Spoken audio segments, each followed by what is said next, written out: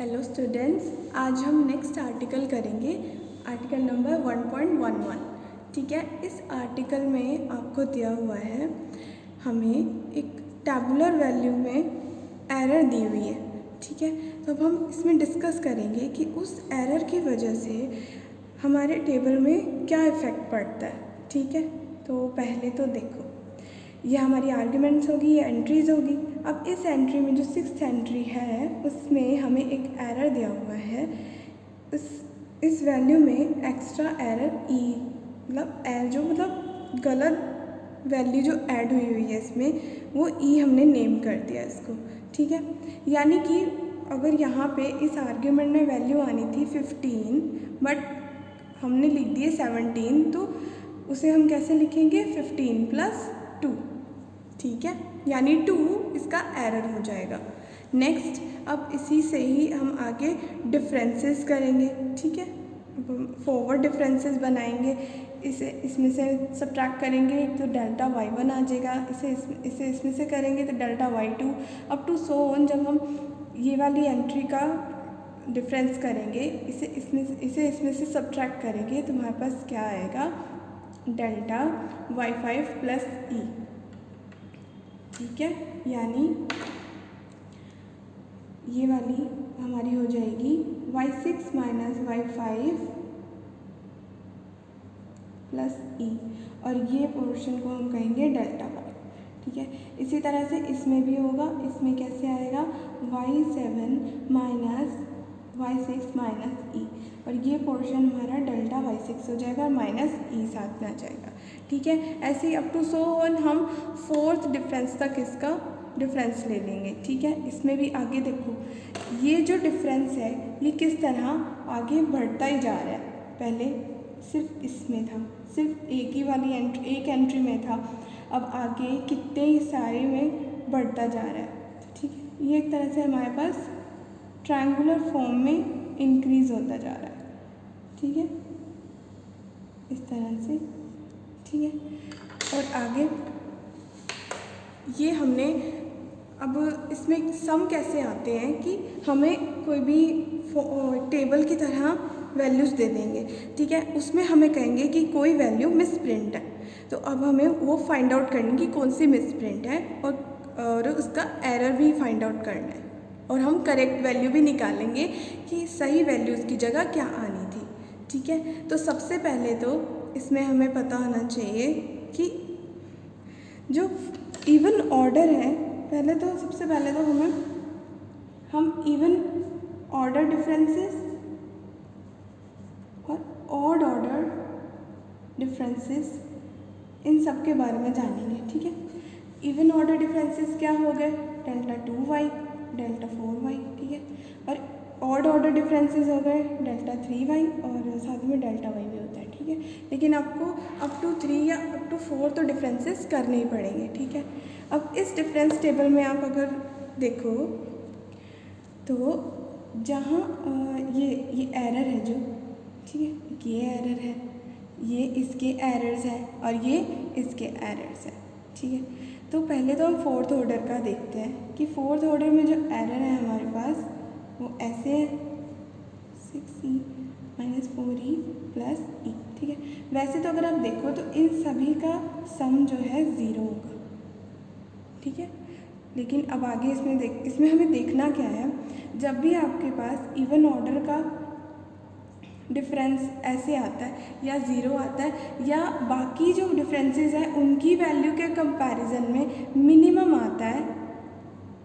ठीक है, तब हम क्या करेंगे कि पहले तो हम देख लेंगे कि ऑर्डर कौन सा था, 2 था या 4 था। 4 ऑर्डर का है तो 1 - p⁴ को एक्सपैंड करेंगे। ठीक है, अब इसकी एक्सपेंशन आपको पता है कैसे होगी, 1 - 4p + 6p² - 4p³ + p4। ठीक है, अब ये देखो, इसके ये जो एरर है इसके कोफिशिएंट्स और ये जो एक्सपेंशन है इसके कोफिशिएंट्स सेम है। ठीक है, तो ये चीज़ आपको नोट करनी है कि जब भी आपके पास ऐसे एरर आते हैं तो जिस ऑर्डर के वो एरर होंगे उस ऑर्डर में हम ऐसी एक्सपेंशन करेंगे, ठीक है। और उस एक्सपेंशन में आपके पास जो कोफिशिएंट्स आएंगे वो इसके इक्वल होंगे। अब वो इक्वल हम रखेंगे कब, इसकी भी एक कंडीशन होती है, ठीक है। जैसे कि आपका जो और ये हम अगर ले लें, ठीक है। अब मैंने ले लिया कि y हमारे पास पॉलिनोमियल है 3 डिग्री की, ठीक है। अब देखो अगर आपके पास 3 डिग्री की पॉलिनोमियल आएगी तो आपको पता है कि उसका फोर्थ डिफरेंस तो 0 हो जाएगा, है ना। तो इसका मतलब है कि अगर मैं यहाँ पे y को एक 3 डिग्री की पॉलिनोमियल ले रही हूँ तो जो फोर्थ डिफरेंस आएगा उसमें तो ये सारे के सारे 0 हो जाएंगे, रह क्या जाएगा, ये एरर वाले रह जाएंगे, ठीक है। आपके अब आपको ना ये चीज़ ना एग्जाम्पल से बहुत अच्छे से समझ आएगी, ठीक है। ये थोड़ा कॉम्प्लिकेटेड है लेकिन जब आप एग्जाम्पल करोगे ना आपको बहुत ईजिली और अच्छे से सब समझ आ जाएगा। लेकिन इसे भी आप समझने की कोशिश कीजिए, बहुत इजी है, ठीक है। जब कभी आपके पास इवन ऑर्डर में एरर आता है तो सबसे पहले तो हम मैक्सिमम एरर देखते हैं। मैक्सिमम एरर इसमें 6e है, तो अब इसके कॉरस्पॉन्डिंग जो हमारी एंट्री आएगी, स्ट्रेट आप चलते जाएंगे तो वो एंट्री होगी ये वाली, ठीक है। इसका मतलब है कि इस एंट्री में एरर है, ठीक है। अब एरर मिल गई। एरर कैसे मिलती है, सबसे पहले आपने देखना है कि डिफरेंसेस करो, ठीक है। डिफरेंसेस में जो भी आपके पास difference minimum algebraic sums difference का मिनिमम होगा, या तो 0 होगा या मिनिमम होगा, ठीक है। तो उसमें जो आपका अगर तो वो इवन ऑर्डर्स में आ रहा है तो उसका जो मैक्सिमम एरर है उसके कॉरस्पॉन्डिंग आपको एक एंट्री मिलेगी, उस एंट्री में एरर है, ठीक है। अब इसका सोल्व कैसे करना है, आपके पास जो वैल्यू आएगी ना 6e की, ये बच्चे अभी सिर्फ इवन ऑर्डर बता रही हूँ मैं, तो इसमें जो 6e की वैल्यू आएगी ना उसे आपने इक्वल रख देना है कि जब भी आपके पास वैल्यू आएगी ना, जब भी आप टेबल एक्चुअल में सॉल्व करोगे, ये तो एक फंक्शन से हमने डिनोट किया हुआ है, ठीक है। लेकिन जब हम आपके पास एक्चुअल वैल्यू आएगी वो आपने 6e के इक्वल लिख देनी है और आपके पास e की वैल्यू आ जाएगी, ठीक है। अब इसी तरह से ऑड ऑर्डर में क्या करना है, ऑड ऑर्डर डिफरेंस में आपके पास ये देखो, जैसे ये ऑड ऑर्डर का डिफरेंस है यानी 3, ठीक है। 3 ऑड ऑर्डर का है और अब इसमें आपके पास एरर आएंगे ऐसे। अब ये क्या है, ये आपके पास 1 माइनस पी की क्यूब के कोफिशिएंट जैसे होंगे, ठीक है। ऑड ऑर्डर के एरर के कोफिशिएंट्स आपके 1 माइनस पी की होल क्यूब के एक्सपेंशन के कोफिशिएंट से इक्वल होंगे, ठीक है, उसी के जैसे होंगे। अब इसमें कैसे एरर देखना है, कौन सी एंट्री में एरर है, इसमें आपको ये ऑड ऑर्डर में हमेशा क्या करना है, ये -3 है +3 है, इसके जो बीच में है, बीच में आपको बीच से जाते हुए जो एंट्री मिलेगी उस एंट्री में आपका एरर मिलेगा, ठीक है। नेक्स्ट अब हम पहले ना एक एग्जांपल कर लेते हैं जिससे आपको अच्छे से समझ आएगा, ठीक है। तो उसी में मैं आपको इवैल्यूएशन भी बताती हूँ और फाइंडिंग भी बताती हूँ। ये आपके पास फर्स्ट एग्जांपल है। इस एग्जांपल में आपको आर्ग्यूमेंट्स की ज़रूरत नहीं है, जस्ट एंट्रीज आप लिख लीजिए, उसके बाद हम इसका डिफरेंस करेंगे, ठीक है। डिफरेंस कर लें, ये फर्स्ट 3 तो कर रखे हैं मैंने, आगे नेक्स्ट हम डिफरेंसेस कर लेते हैं। ये आ जाएगा 10, 16, 22 एंड 29, ठीक है। अब नेक्स्ट डिफरेंस 1, 2, 4, 2, 6, 7, ठीक है। नेक्स्ट 1 2 -2 4 0 1। ठीक है, अब अगला 1 -4 6 -4 1। ठीक है, अब इसमें देखो जो फोर्थ ऑर्डर आपका आया है, इसका जो सम अलजेब्राइक, सबसे पहले आपने देखना है कि इसका अलजेब्राइक सम क्या बन रहा है, 0 बन रहा है। ठीक है, अब ये ऑर्डर कौन सा है, 4 है, आपने लिख देनी है, इवन ऑर्डर में है तो 1 - p की 4 आपने वैल्यू, इसका जो कोफिशिएंट्स आएंगे क्या आएंगे आपके पास, 1 - 4p + 6p² - 4p³ + 4⁴। ठीक है, अब सबसे पहले जब आपने ये अलजेब्राइक सम 0 देख लिया तो इसमें सबसे जो लार्जेस्ट आपकी वैल्यू आएगी, ठीक है, उसके सीध में जाना है और उसमें देखना है कि कौन सी एंट्री में आपका एरर है। ठीक है, तो ये इस एंट्री के कॉरस्पॉन्डिंग एरर है।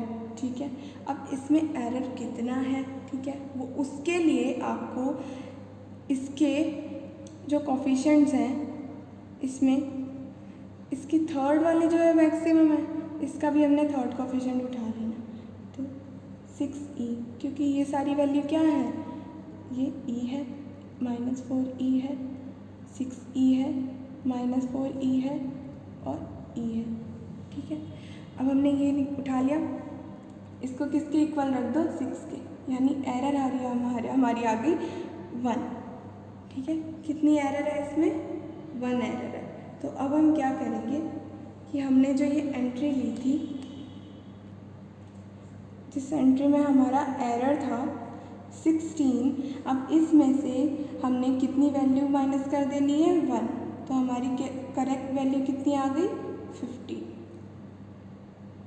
ठीक है, ये आपको वैसे तो मैंने जैसे समझाया आपको प्रॉब्लम आनी नहीं चाहिए, बाकी अगर प्रॉब्लम आती है, कोई भी कंफ्यूजन होती है, बेझिझक आप मुझे बोल सकते हैं। ठीक है, कमेंट में लिख दो, मैसेज कर दो, जैसे भी आपको बताना है। ठीक है, मैं आपको उसी वक्त ही सॉल्यूशन प्रोवाइड करने की पूरी ट्राई करूँगी। नेक्स्ट, अब इसी बुक में से ही कर लेते हैं क्योंकि एग्जाम्पल्स बहुत ही ना इजी हैं। तो चलो, अगला हमें दिया हुआ है फाइंड करना है एरर और करेक्ट करना है रॉन्ग फिगर। ठीक है, तो पहले तो हमें सारी एंट्रीज दे दी, एंट्रीज का आपने डिफरेंस निकाल लिया। ठीक है, अप टू थर्ड ऑर्डर। ठीक है, ये थर्ड ऑर्डर के डिफरेंस तक हमने डिफरेंस फाइंड कर लिया। ठीक है, अब इसका जो अलजेब्राइक सम है वो बाकी के डिफरेंसेस के अलजेब्राइक सम से कम है, तो हम इसी, तो मतलब हमारी एरर इसी से ही पता लग जाएगी। ठीक है, अब जब ऑड ऑर्डर है तो ऑड में क्या करते हैं, जो वैल्यूज़ हैं उनके बीच में से जाते हुए उसके कॉरस्पॉन्डिंग की एंट्री में हमें एरर मिलता है। ठीक है, अब इसमें एरर है तो अब क्या करेंगे, थर्ड ऑर्डर की एक्सपेंशन 1 - p³, इसकी एक्सपेंशन कर देंगे। ठीक है, ये भी ऐसे ही बनेगी 1 - 3p + 3p² - p³। ठीक है, अब ये सब क्या है, e है, -3e है, 3e और ये -1 -e है। ठीक है, अब इसका क्या करेंगे, ये वाला कोफिशिएंट और ये, इनको इक्वेट कर देंगे और ये वाला इसके इक्वल आ जाएगा। ठीक है, ये देखो, उसके बाद e की वैल्यू हमारी दोनों की वजह से e आ जाएगी। तो अब हम करेक्ट वैल्यू निकालने के लिए इनकरेक्ट में से एरर को माइनस कर देंगे और हमारा आ जाएगा 17। ठीक है, नेक्स्ट ऐसे ही अगला जो हमारा एग्जाम्पल है, इस एग्जाम्पल में हमने क्या करना है कि जो ये वैल्यू हमें दी हुई है ना, ये हमें रियल दी हुई है। ठीक है। तो अब आप इसे क्या करो, एक इंटीजर्स बना दो। कैसे? इसको 10⁻³ से मल्टीप्लाई कर दो सारी एंट्रीज को, तो कोई फ़र्क नहीं पड़ेगा, ठीक है। बट आप शो कर देना कि आपने एंट्रीज़ में 10⁻³ की मल्टीप्लिकेशन की है। सिर्फ टेबल की हेडिंग में शो कर देना, इट्स इनफ। ओके। अब जो डिफरेंस होगा वो भी तो इसी का ही होगा ना, तो इसीलिए डिफरेंसेस में भी हमारी 10⁻³ हमने लिखनी है। अब नेक्स्ट सेम डिफरेंसेस कर लिए। अब जो हमारे पास लास्ट 4th ऑर्डर डिफरेंस आएगा, उसमें जो अलजेब्राइक सम है वो बाकी की एंट्रीज से मिनिमम है, ठीक है। यानी क्या है, 32 20 -4 है, ठीक है। तो अब ये -4 है, तो मतलब सबसे कम है, क्योंकि एक तो साथ ही साथ यहाँ पे ही है जो माइनस का साइन है और किसी में भी माइनस नहीं है। तो अब हम क्या करेंगे, ये ऑर्डर कौन सा है, इवन है, ठीक है। इवन में क्या करते हैं, मैक्सिमम वैल्यू के कॉरेस्पॉन्डिंग एंट्री में हम एरर निकालते हैं, ठीक है।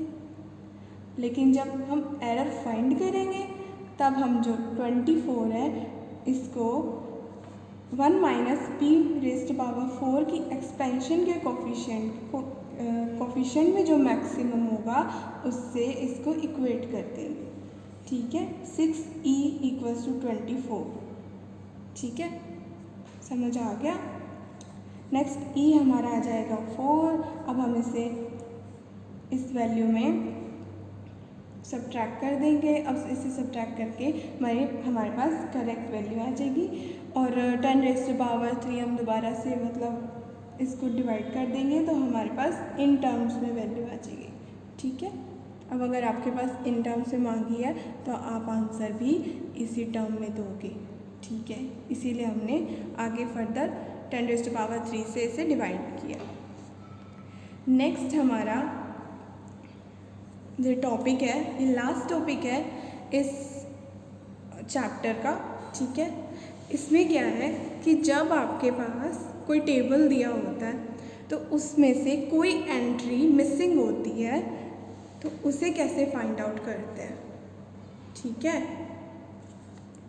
तो पहले तो आप देख लो कि इसकी कितनी एंट्रीज हमें मालूम है। तो देख लो 1 2 3 4 5 एंट्रीज क्या है हमें पता है। अब हम क्या करेंगे, हम कंसिडर कर लेंगे जो हमारे पास पॉलिनोमियल है वो कितने डिग्री का है, 4 डिग्री का है। ऐसा क्यों कंसिडर किया, ताकि हमारे पास जब हम 5th डिफरेंस लें इस पॉलिनोमियल का वो हमारे पास 0 आ जाए, ठीक है। अब इसकी वजह से यही है जिसके कारण आपकी ये मिसिंग वैल्यू हम फाइंड आउट कर सकते हैं। तो ज़रूरी है पहला स्टेप क्या है, एंट्रीज काउंट करो 5 एंट्रीज। अब दूसरा स्टेप क्या है, पॉलिनोमियल कंसीडर करनी है डिग्री 4 की, ठीक है। थर्ड स्टेप क्या है, अगर डिग्री 4 की पॉलिनोमियल है तो उसका जो 5th डिफरेंस है वो 0 आएगा, ठीक है। ये आपका थर्ड 3 स्टेप आपको मैंने बता दी। इसमें ऐसे आपने इसे सॉल्व आउट करना है।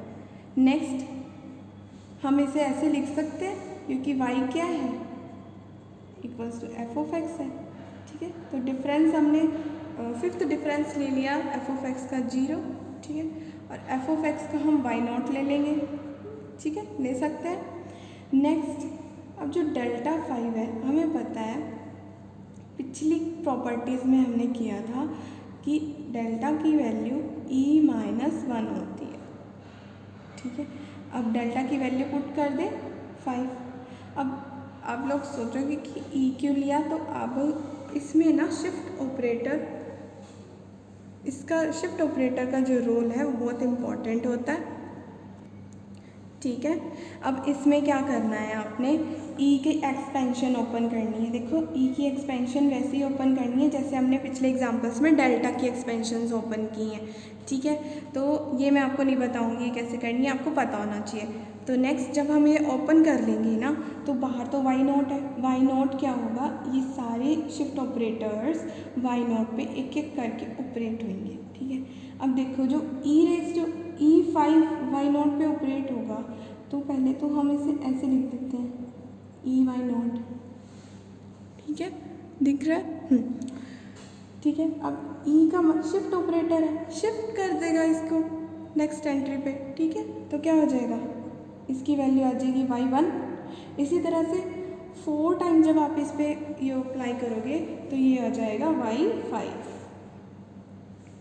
इसी तरह से फर्दर आपके पास शिफ्ट ऑपरेटर जब हम y नॉट पे 4 टाइम करेंगे तो y4 आ जाएगा, y3, y2, y1 and y not आ जाएगा। ठीक है, अब देखो बच्चे, इसमें आपको सारी वैल्यूज़ दी हुई हैं। ठीक है, कौन सी नहीं दी हुई, y4 की नहीं दी हुई, तो बाकी तो दी हुई हैं, तो बस बाकी सारी पुट कर दो, आपकी y4 की वैल्यू आ जाएगी। ठीक है, नेक्स्ट एग्जाम्पल है जैसे। ठीक है, अब इस एग्जाम्पल में आपने क्या करना है, 1 2 3, पहला दूसरा तीसरा, पहला स्टेप 1 2 3 है हमारे पास एंट्रीज, 3 एंट्रीज। अब पॉलिनॉमियल कितने की कंसिडर करनी है, 2 की कंसिडर करनी है। तीसरा हमने क्या कंसिडर करना है कि जो थर्ड डिफरेंस होगा वो क्या होगा, 0 होगा। ठीक है, लेकिन अब देखो हमें जो एंट्रीज पता नहीं है उनके ऊपर ही अप्लाई होगा। ठीक है, तो एक बार ये वाई नॉट पे अप्लाई हो गया, एक बार ये y1 पे अप्लाई हो गया। सेम ऐसे ही शिफ्ट ऑपरेटर और डेल्टा का जो रिलेशन है वो यहाँ पे अप्लाई हो जाएगा। डेल्टा की वैल्यू e-1 हम यहाँ रख देंगे, एक्सपेंशन ओपन कर देंगे, y के साथ इस y को इन सबसे मतलब शिफ्ट ऑपरेटर है वाई नॉट के साथ ऑपरेट करवा दो। उसके बाद इसमें से सिर्फ y3 की वैल्यू आपको नहीं पता है, तो y3 की वैल्यू आपको यहाँ से मिल जाएगी। y3 और y1 में आपके पास ये इक्वेशन आएगी। इसी तरह से यहाँ पे भी आपके पास y3 और y1 में इक्वेशन आ जाएगी, और इक्वेशन से आप सोल्व आउट करोगे तो आपके पास y1 और y3 की वैल्यू आ जाएगी।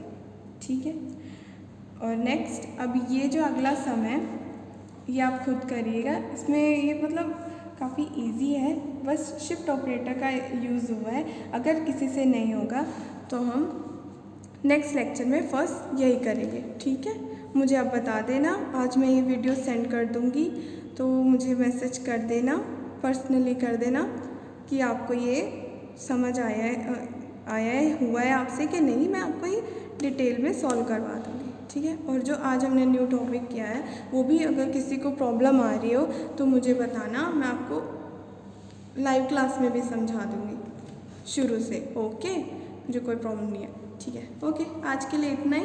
Thank you.